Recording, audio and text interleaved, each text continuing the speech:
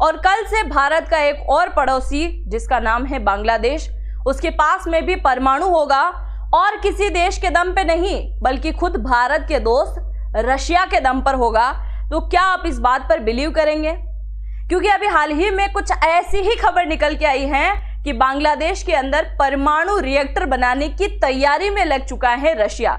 और इस बात को सुनते हुए जितने भारत के लोग परेशान हो रहे हैं उससे कई गुना परेशान है चाइना और अमेरिका। नमस्कार दोस्तों, अगर मैं आपसे कहूं कि भारत का पड़ोसी पाकिस्तान जिसके पास में परमाणु है, आपको फोटो दिखाई दे रहा है, ये है बांग्लादेश का एक परमाणु रिएक्टर जिसका काम अभी हाल ही में शुरू हो चुका है। हालांकि ये प्रोजेक्ट शुरू करने का काम जो है 2017 में ही हो चुका था, यानी कि 2017 के अंदर एक मीटिंग हुई थी बांग्लादेश और रशिया की। उसमें इस बात को लेकर तय किया गया था कि अब बांग्लादेश भारत के ऊपर डिपेंड नहीं रहेगा, खास करके बिजली के मामले में, और एक काम किया जाए, रशिया पूरी तरीके से यहाँ पर बिजली बनाने के लिए एक संयंत्र खड़ा करने वाला है। अब यह संयंत्र कहाँ होगा और इसी संयंत्र के आड़ में क्या परमाणु बनाने की तैयारी चल रही है और ये कहाँ हो रहा है, आप जरा यहाँ पर देखिए। ये आपको दिखाई दे रहा है हमारा देश, और हमारे देश के नक्शे में एक फ्री नक्शा आने वाला है, छुटकू सा आपको दिखाई दे रहा होगा, ये है बांग्लादेश। इसी बांग्लादेश के जस्ट पास में पश्चिम बंगाल की सीमा कुछ ज्यादा ही मात्रा में साझा होती हुई आपको दिखाई दे रही होगी। इस बांग्लादेश को अगर हम थोड़ा सा जूम करें तो ये कुछ इस प्रकार से दिखाई देता है।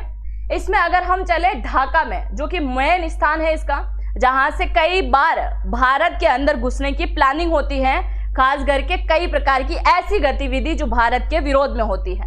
इसी ढाका से तकरीबन 160 किलोमीटर की दूरी पर एक स्थान है जिसका नाम है पबना। इसी पबना वाले स्थान की बॉर्डर किसके साथ साझा होती है? हमारे पश्चिम बंगाल राज्य के पास में साझा होती है। और इसी पबना वाले क्षेत्र में क्या किया जा रहा है, रशिया के एक प्रोजेक्ट जिसका नाम है रुस्तम, यानी कि रुस्तम कंपनी के द्वारा इसको बनाया जा रहा है। वो रुस्तम जो कई बार भारत को हथियार भी दे चुका है, यानी कि रुस्तम जो रशिया का एक प्रोजेक्ट है, कंपनी है जो कि हथियार भी बनाती है, और वही अब बांग्लादेश के अंदर इंटर करके क्या करने वाला है, परमाणु रिएक्टर पर काम करने वाला है। अच्छा, कितने परमाणु रिएक्टर आ रहे हैं? तो 2 परमाणु रिएक्टर आने वाले हैं और प्रत्येक में से 1200 मेगावाट जो है उत्पादन यहाँ होने वाला है। तो तकरीबन 2400 मेगावाट का यहाँ पर उत्पादन होगा, जिसके लिए यहाँ पर परमाणु रिएक्टर आ रहा है। अब बांग्लादेश और रशिया का ये जो गठजोड़ है, ये जो नए प्रकार का परमाणु रिएक्टर बनाया जा रहा है, इसको इन्होंने नाम दिया है रूपपुर। क्या नाम दिया है?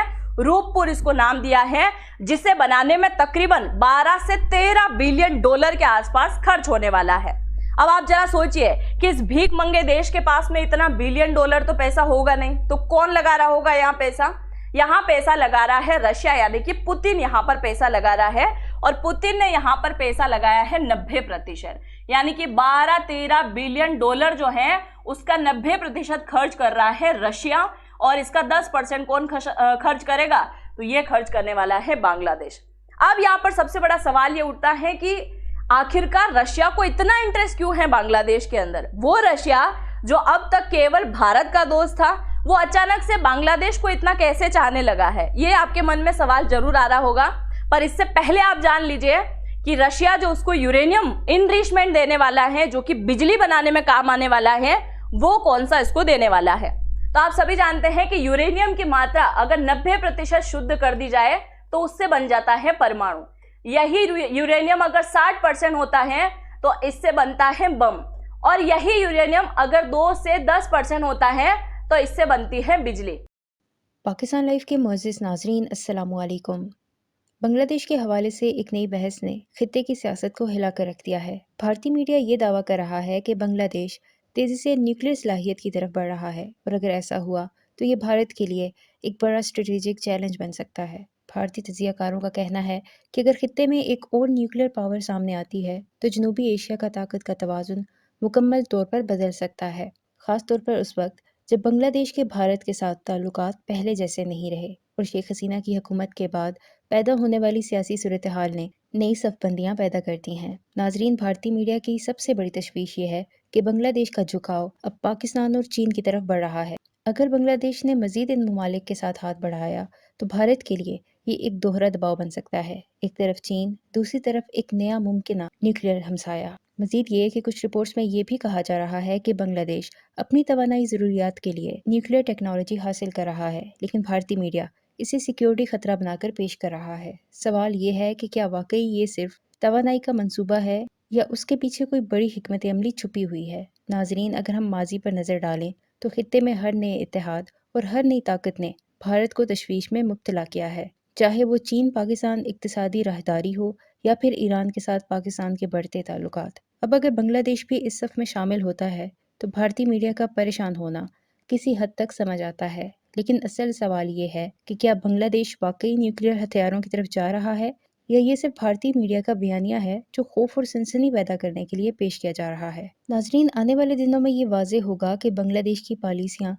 किस सिमत में जा रही हैं, लेकिन एक बात तय है, जनूबी एशिया की सियासत एक नए मोड़ पर खड़ी है जहाँ हर कदम पूरे खित्ते के मुस्तकबिल पर असरअंदाज हो सकता है। आप क्या समझते हैं, क्या ये वाकई एक नया खतरा है या महज मीडिया का शोर? अपनी राय कमेंट में ज़रूर दें। वीडियो में आगे बढ़ने से पहले हमारे चैनल पाकिस्तान लाइव को सब्सक्राइब ज़रूर करें ताकि आने वाली वीडियो अपडेट से आगाह रहें। तो अभी रशिया ने कौन सा यूरेनियम दिया है? केवल 2 से 10% जो यूरेनियम होता है वो किसने दिया है? रशिया ने दे दिया है बांग्लादेश को। अब लगातार जो है भूचाल मचा हुआ है भारत की राजनीति के अंदर भी।